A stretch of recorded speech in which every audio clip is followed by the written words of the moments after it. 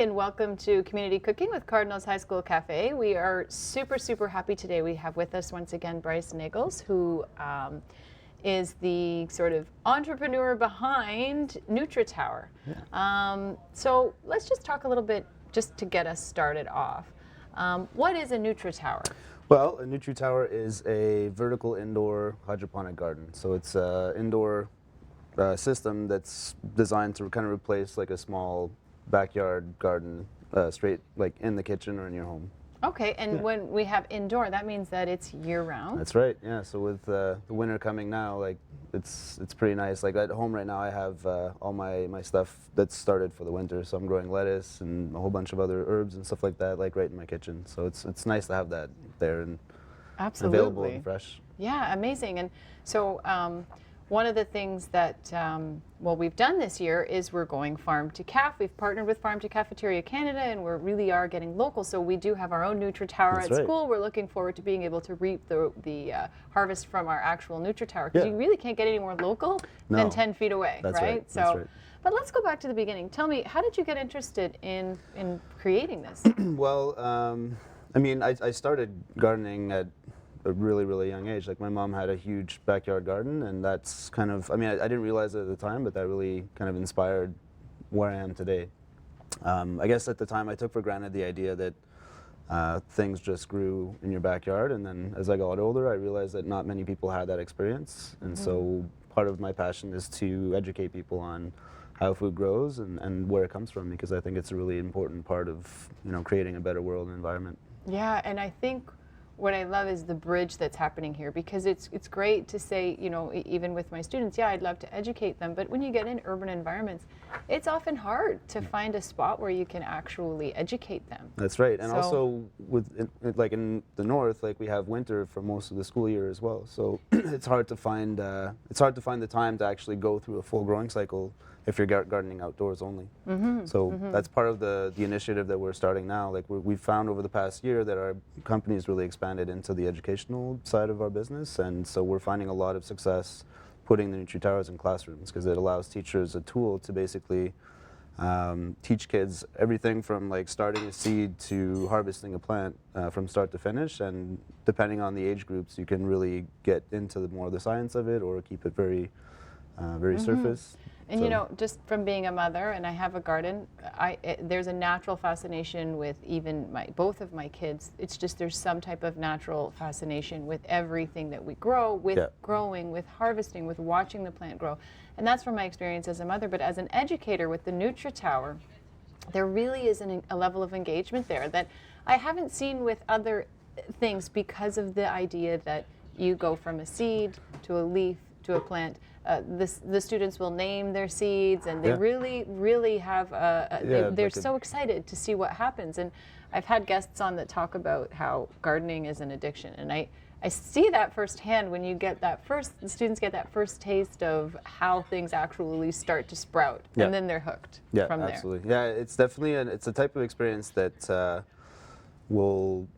I mean, it's a natural thing for us to do, I think. So it taps into that that like primary want to grow food. I think it's I've seen it a lot with kids. Like as soon as they have that first experience, they're definitely hooked on it, and it changes their perspective of how they view food as well. Absolutely. They see the effort behind food, and I think that sort of idea, they see what it takes, also just tying in with sustainability. So if this is what it takes to grow a vegetable, then this is how we have to do it, instead of I'm just going to go to the grocery store and you know, be able to buy something that was imported, right? So or at least if they are buying something at the store, they have an understanding of the process of growing it and everything, so there's a bit more of an educated choice that goes into that as well. And so are you finding as well that you have a bit of a commercial market? The commercial market for homes is definitely there. We're working on building our community right now. So yeah, I mean, we're finding that North America in particular, like that's where we've been focusing our energy right now. And like, it's amazing. Like we have people all the way in Alaska that have bought them. Like they're kind of spread out everywhere. So it's like the interesting pockets are like we have a lot of commercial success in like Saskatoon. Like it's these places I never would have thought of, but Yeah. So it's interesting to see how it's expanding. Is that maybe because of the extreme cold? It could be, yeah. And I think there's I mean, it's an agricultural background. There's a lot of openness to this kind of stuff, and people are very passionate about the food that they eat. So I think that might be part of it as well. Yes, absolutely. And I think it's amazing too because you said, or I had, one of the benefits is also if you've got seasonal affective disorder, That's that right. lighting. Tell me a little bit about that. So the lighting that we use is a full spectrum T5 high output light, and so it's like a pure white kind of light. So it is the same type of lighting that they use in like those happy lights and stuff. So like right now with the winter coming on, I feel a big difference at home when I come home and the tower's lit up in my kitchen, because it gives me that boost of like sunlight, or that whatever that boost is, like really helps me get through the winter time. Absolutely, and even just as a decor piece, I'm going to just, we have it inside the cafe, and we would do 12 hours on, 12 hours on, and there is an absolute energy coming from it in terms of when all the lights are sort of dim, but you only have the NutriTower on, and there's a warm feeling in the room as the vegetables are growing. It really does sort of give you that lift of sunlight that maybe you're not getting in the winter. and that paired with the greenery, like the plants and the life that's in it, usually really it does add a lot to a room. Have you, are in terms of commercially, are the towers that big in people's homes, like for residences and stuff as Like, well, or the same? the We have a size? large one, yeah. Oh, so yeah, do so they vary in size? We are working on a smaller, actually 2 smaller units. So those we're hoping, like, development should be through 2017, and we're hoping to have, like, this time next year a smaller version for condos, and then also a countertop. Wow. And so, in your interactions with students so far, have you actually gone in and trained the students and sort of walked them through how to do it? Are they really quick at picking it up, or how does that end up going? Yeah. So far, well, we've done one program with a school in Montreal. It's kind of an ongoing project because we're learning ourselves how to incorporate this a lot more into like just regular curriculums. So, but yeah, like the kids have just been really quick to pick up the process, especially like the beginning process, starting seeds, all that stuff. They're really quick to figure that out. And then there's a bit of a learning curve because the NutriTower is hydroponic, so there's no soil. So I mean, there's a different facet to it. So kids can even like we have one classroom in the U.S. that's they're blending their own nutrient formulas from just like like stuff they have in the lab. And Is this a high school class, I Yeah, guess? Or yeah. okay. yeah, so it's really Wow. interesting. Like the chemistry teacher is actually using the NutriTower to teach chemistry to kids, which is pretty cool. Wow. Yeah, and now they're doing comparative, like they have 2 towers, so they're doing comparative growing and all this kind of stuff. So it's really getting quite interesting. That's incredible. And Yeah. even the hydroponic whole idea there that where the water's coming from and having to make that artificial, you see how much you can utilize that in all of the Yeah. sort of fields of science. Yeah, exactly. Which is amazing. Yeah. So in the where are you looking to go now? So now that you've started bridging with schools, you're thinking that that's where the future lies for the NutriTower, or what are your hopes? For me personally, I would say yes. I mean, that's my biggest drive for this company. I think that if we can work with schools to get towers in as many classrooms as we can, I think it's going to have a big impact on the way that like our world views food, because I think giving that experience of growing to everybody is going to really change the perspective of how they shop and just how they interact with food in general. Absolutely. So yeah, my goal is really to drive that as much as possible. Wow. And that is really all what it's about, is the awareness piece, so that you have the students able to see, and not all students are going to, as we said, get to the farm. So the students being involved with the actual elements of the NutriTower. How is it that the students and the I know how we went about procuring seeds, but we've gotten seeds from different areas. How do you go about procuring seeds for the tower? So we work hand in hand with one major supplier that are from west coast of Canada. And so most of the seeds that we provide for our customers come from there. They're all organic, non-GMO seeds. So yeah, and then when we hand select seeds that we've already pre-tested in the tower, because not every type of plant will grow well in this environment. So let's say tomatoes, like there's some that grow to be 10 feet tall and like these big, so that doesn't work very well in the tower. However, like these tiny Tim tomatoes that we offer with them, or small bush plants, those work very well in the tower. So we try to curate what we offer to give the best results possible. Wow, that's really fantastic. Well, I'm so glad you came to drop by and see us today. I'm really excited to see how you're going to judge the cook-off that's coming up. But just before we take off, we're going to have our mirepoix moment, and I'm just going to ask you a series of questions just to get a little bit more about your sort of your food choices. What is your favorite pantry item? Oh boy, favorite pantry? Well, I'm a big spice fanatic in general. I think lately I've been using a lot of turmeric and everything. I love turmeric. Yes, I can see that. Favorite grocery store? Favorite grocery store? Well, I'm lucky. I live in Montreal, and I'm lucky that there's a lot of really good markets. So I don't know if it would be a grocery store so much as like I just like going to Jean Talon Market and perusing the. I've been hearing a lot about market responses, which is fantastic. Favorite restaurant? Favorite restaurant? Well, I used to work at Joe Beef in Montreal, and I have to say that's a pretty banging spot. Like it's one of the top restaurants in the world. So I think I have some of their seasoning in my pantry. That's actually, right. It is one of my favorite pantry items. They have like a thyme salt that's really good. And favorite. If you could only live on, sorry, the last question. If you could only have one food for the rest of you've got to like choose one type of food, and that's all that you can like have. A what type would it of be? food, or like just like. I would say a type of food, but if you want to make it more specific, go ahead. If it's a type of food, I think I would probably pick Indian. Okay. Because I mean, there's so much variety, and you can do a lot with just a few ingredients and like different blending and everything. So yeah.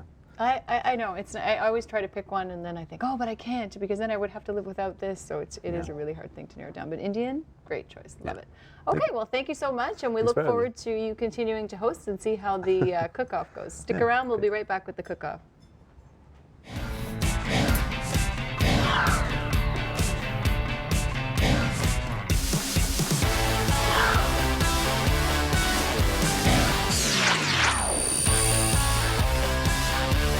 Hey guys, welcome to Community Cooking with Cardinal High School Cafe. I'm here with Dylan and Finley, and I think we're going to be doing some wraps today. Yes. Yeah, and I got to judge to see who's best, so make them good. Okay. All right.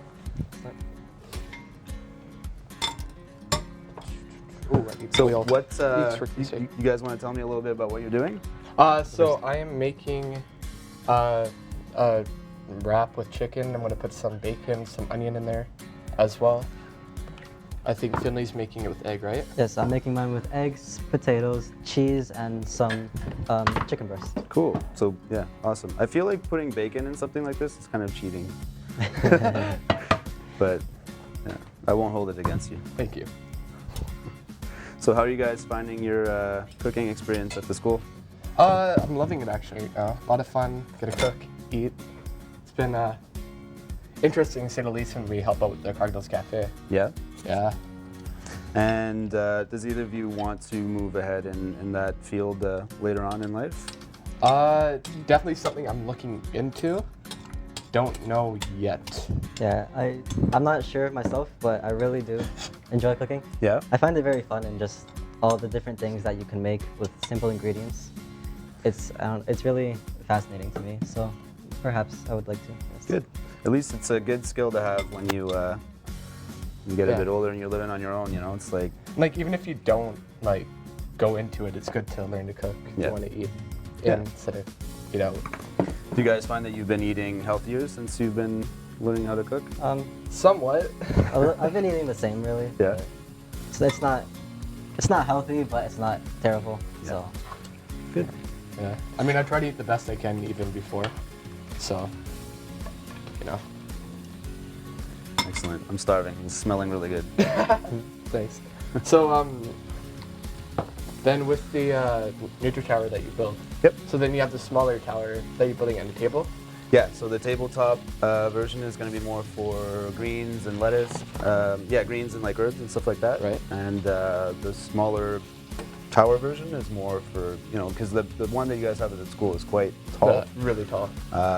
which is great because it allows you to grow a lot of food in it, but there's a bit of a sacrifice when it comes to space. So for people who live in condos like in Toronto, we want to have an option Right. for something that's going to fit a little bit better into people's homes. Right. So then, what gave you the idea of building something like that? Yeah, well, so I have another company that I used to run in Montreal, Right. which was more based for outdoor gardening, and we were getting so many phone calls from people that wanted to grow something indoors that I just started looking at what was out on the market, and I found that there was nothing really designed for someone that wanted to grow food in their homes. Right. So I started working on figuring out how we're going to make that possible. So then, how long did it actually take you to Man, it's fully been- develop the idea? Yeah, three or 4 years now that we've been working on it, and so now we're just starting to kind of figure out the whole process of what the actual market looks like and what people need to actually get involved in this. Right.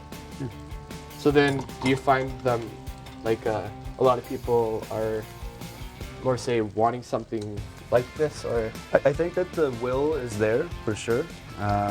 There's a lot of interest in this market right now. It's just finding the right product to match what people's expectations are. Right. So it has to fit everything like size, price, what it can grow. right?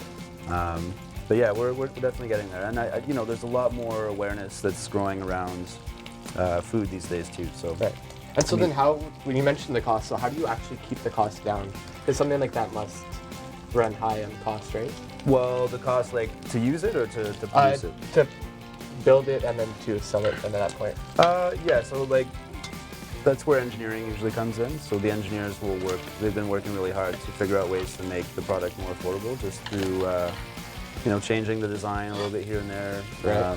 materials, and then volume helps too. Like the more we make, the less expensive it is. As well. Exactly. So anything that helps us get the word out to get people interested in the products, it's a big help for us as well, because it helps build our sales, and then with that we get to.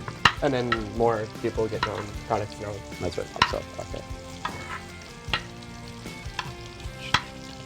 How's this looking? So I put the potatoes in and I put some cheese, butter, and I've mashed up some eggs. Cool.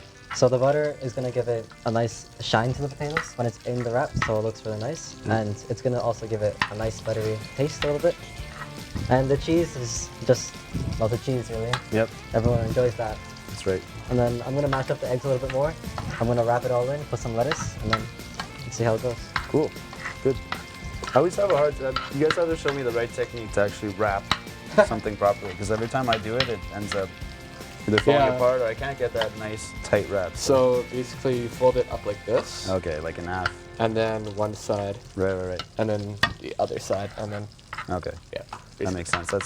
I somehow just managed to Yeah, like that, and then yeah, it just squishes. that's what I do too at home.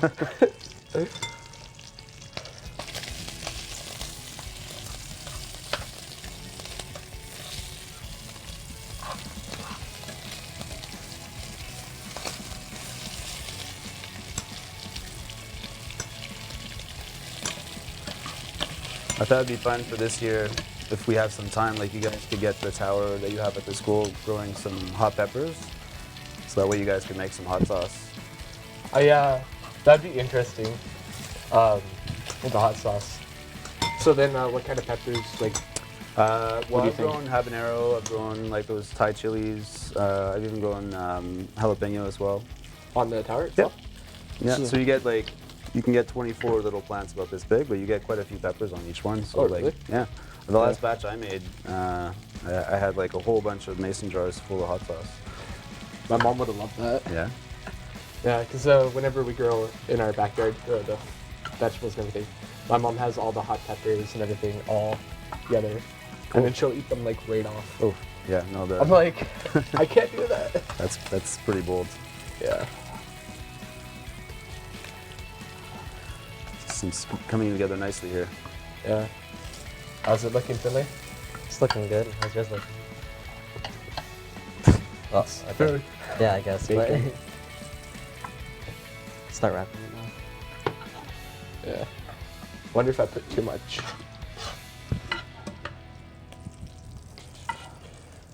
I'll get the cheese.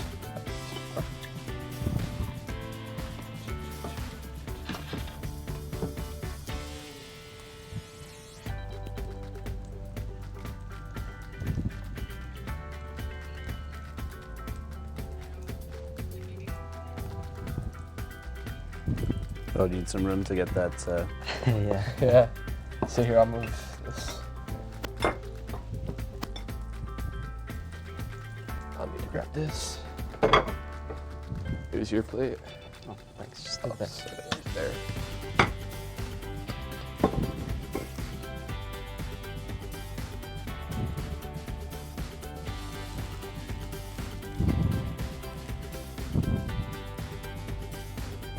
Work.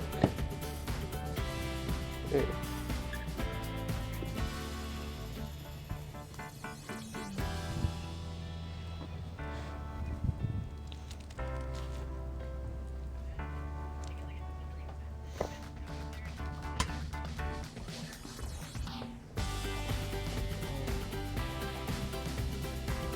Smelling good. Now that, Looking good there, Finley.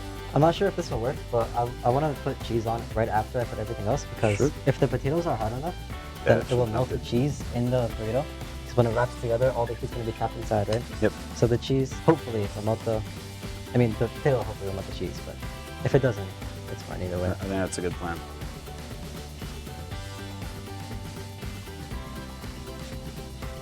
You guys have a knife? We can cut a piece of that off so I can try these. A Really knife? nice. Just dig in. Try it. Yeah. All right. Okay. Hope you enjoy. Thanks, This wants guys. to stay. so- That'd be nice. Try the chicken first, I guess. Here, I'll stand over here.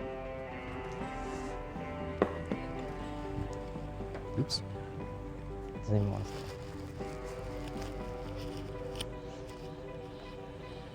Gosh. Thank you. That's good. You got the bacon really nice and crispy, so it gives that texture. That's perfect. You might have some trouble with this one. It doesn't want to stay. I'll figure it out. Yeah.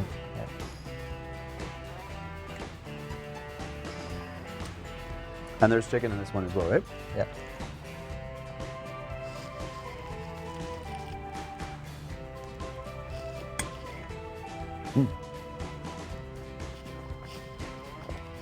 That's interesting too, like the potato and egg. It's kind of like a mix between a breakfast burrito and a lunch burrito.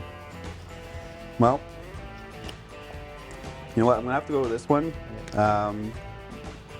just because there's a lot more like spices in it. Like you could have. I mean, the only suggestion I would have had for this, it would have been really harder to pick if you had used a bit more like seasoning on the potatoes or something. But Yeah. Because like I was really trying good. to go for with the onion and bacon to try to flavor also with the chicken and putting the oregano in there as well. Yeah, Try to great. get the flavor. Good job, guys. Thank you. Thank you. Well, thanks for joining us at Community Cooking with Cardinal High School Cafe. See you soon.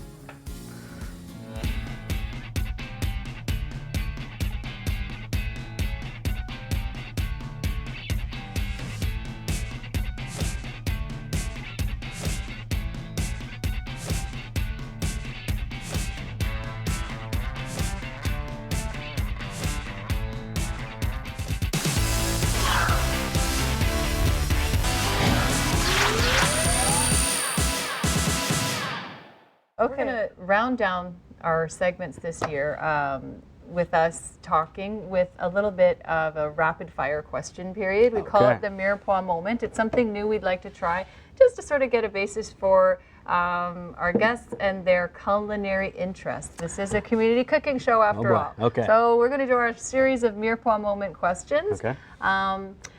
And I'm going to start with, and hopefully you will be able to answer them as we go along, just before we head off to our cooking segment, and you're going to be the judge, which is awesome. So I'm going to start with, what is your favorite pantry item?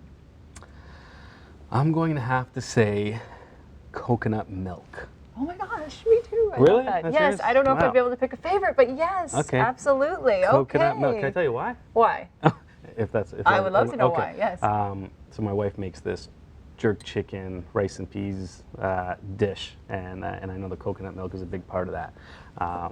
And I love that dish. So I think coconut milk, Yes, anything with coconut milk too. I'm Yeah. I'm totally delighted by that. Favorite restaurant? Favorite restaurant is a restaurant in Georgetown.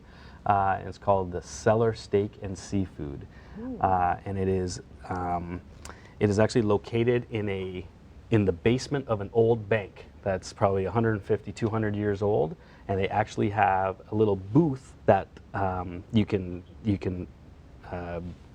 I guess rent or designate as your place to eat, and it's actually in the old vault Oh, of the wow. bank. So, and it's just this one local guy who's either sort of had this dream. Everything's cooked to order. It's just fantastic. Down home, there's an old guy who comes in and plays the guitar and a little fireplace, and we go there for our special events, and it's not expensive. It's great. So the Cellar gosh, I'm gonna Steak have and Seafood. But now that I've said that, all these people are going to go, and then Awesome. it's going to be busy. Oh, I want to check that out. No, that sounds fantastic. Favorite grocery store? Definitely Longo's for hooking us up at the Yes. breakfast program at Ray Lawson in here, Ontario. So shout out to Longo's. Awesome. And favorite splurge item? Oh, I'm gonna have to say a nice brie. Okay. A brie yes. cheese. Yeah, just absolutely. maybe on a Friday night after work. Yummy. They can get pricey, but I see why that would be your Yes, favorite that would splurge be a item. And splurge. finally, if you had to choose one food Yeah. for the rest of your life that you're going to have to that would be it. You're limited to that type of food. What type of food would that be? Hands down pizza. It's got to be pizza. I hate to be a kid like that, but it's pizza. You can eat it for breakfast, lunch, and dinner, cold, warm, doesn't matter. That's perfect. Pizza You're for so sure. right Hands about down. that. Yeah. Absolutely. Okay.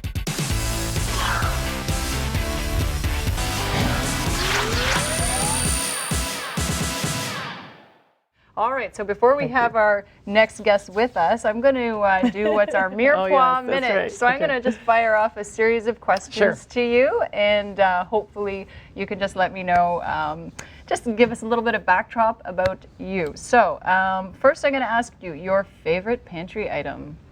I'd say pasta. It's a Pasta, surefire. True Italian, Yeah, yes, it's a staple. absolutely, absolutely. Favorite restaurant? I absolutely love a place in the Junction called Honest Weight. Okay. It's wonderful. I He's a love the fishmonger Junction. as well, but Oh, it's so great. Yeah. Love the Junction. I'll have to check that out. Favorite grocery store? I don't know about favorite, but the one I rely on, tried and true, is Metro because it's around the corner from where I live. Yeah, absolutely. I love Metro, to be honest. They've got great stuff. Favorite splurge item?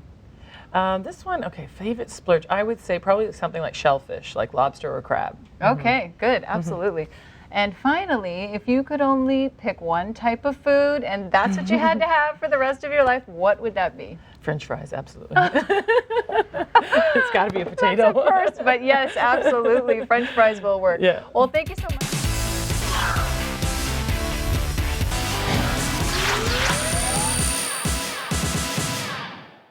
First, we're going to start with, what is your favorite pantry item? Cereal. Okay, so just like my daughter. Is it Cheerios? More granola kind of stuff. Okay, yeah. okay. Favorite restaurant? Sorry, Astoria on the Danforth. Oh, nice. Yes, Beautiful. by Okay. Favorite grocery store? far. The Superstore, Great Canadian Superstore. The Great Canadian. I love the Superstore. And favorite splurge item? Lucamadas. Okay, you got to elaborate. I swear I was Greek in a past life. Okay, what is that? Little kind of donut holes or honey balls. Yeah. So Lucamadas, it's actually my son's name, and that's his nickname. So. Oh, I love that. Yeah, Oh, that's the best. Okay, and finally, if you had one item that you could, one food type that you could have for the rest of your life, and that's all you could get, what would it be? Rainbow trout. Oh, nice. I love rainbow trout. Nice. Well, thank you. Yeah. That's awesome.